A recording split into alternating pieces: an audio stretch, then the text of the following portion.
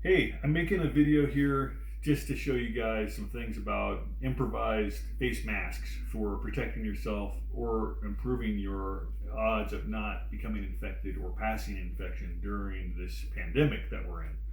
So, one of our problems is we're all staying home, no one's going to work. Last week, 3.3 million people applied for unemployment. This week, another 6.6 million. So our rate of unemployment is doubling every week, and it's not going to get better while the shutdowns continue and supply chains are going to be affected. Eventually, we are going to need to go back to work, and that means we are going to have to take steps to protect ourselves while we're out in the environment. And you should be taking steps right now. When you go out to go to the grocery store, for example, or any other place where there's a lot of people. It's just common sense.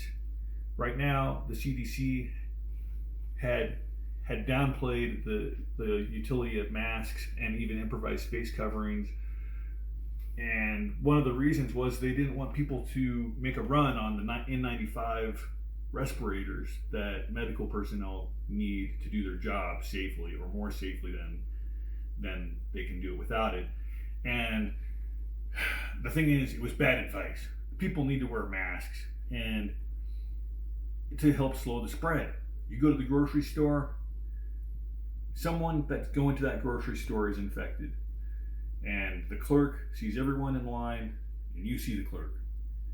So people should be wearing masks. That clerk should be wearing a mask. We need to take better steps to protect ourselves other than just stay home from work, stand 6 feet away from each other, and sneeze in our elbows when we don't have a face cover. It just doesn't make sense, right?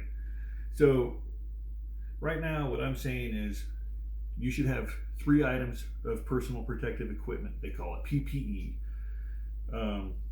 One would be a pair of gloves if you can find gloves, but they don't have to be latex gloves. They could actually be any kind of glove, and you put it on when you're going into the store.